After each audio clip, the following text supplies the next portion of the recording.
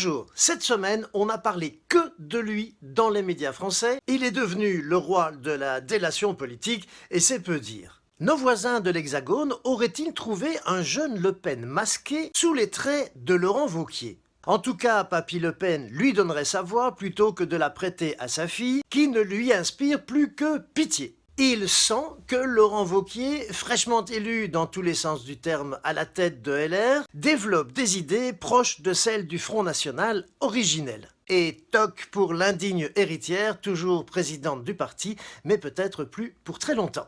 Humainement, j'ai beaucoup de respect pour le maire de Bordeaux que j'ai eu l'occasion d'interviewer quelques fois, et j'imagine donc qu'Alain Juppé et Nicolas Sarkozy ont dû avaler leur stylo, occupés qu'ils sont à rédiger leur mémoire, en entendant Wauquiez transformer leur ex-parti en champ de ruines davantage encore fumeuse que fumante. Sarko s'est fâché tout rouge et a tout simplement traité son successeur de grosse merde. Politiquement, ce n'est pas très correct, mais en tout cas, ça a le mérite d'être clair. Mais chut, c'était en off la nouvelle spécialité du dauphin requin. En effet, Wauquiez, devant 30 étudiants auxquels il était censé enseigner la communication politique, ça ne s'invente pas, a fait soit le plus gros coup de com' de sa carrière, soit commis la plus énorme connerie pour un politicien.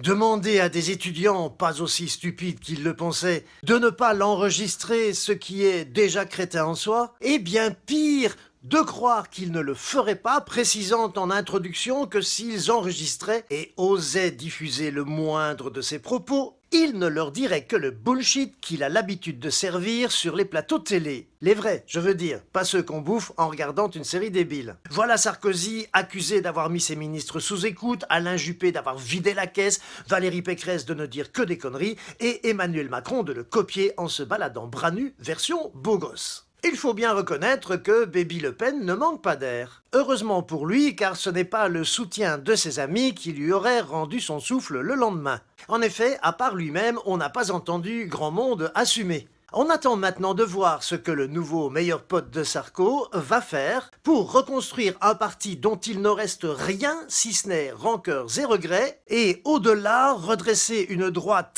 très à droite qu'il rêve de voir décomplexée. Nul doute qu'à quelques semaines du congrès du Front National, il a réussi à mettre Marine très en colère.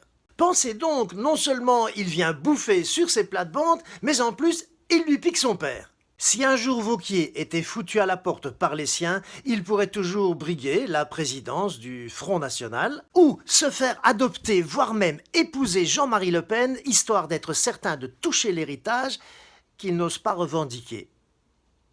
À lundi.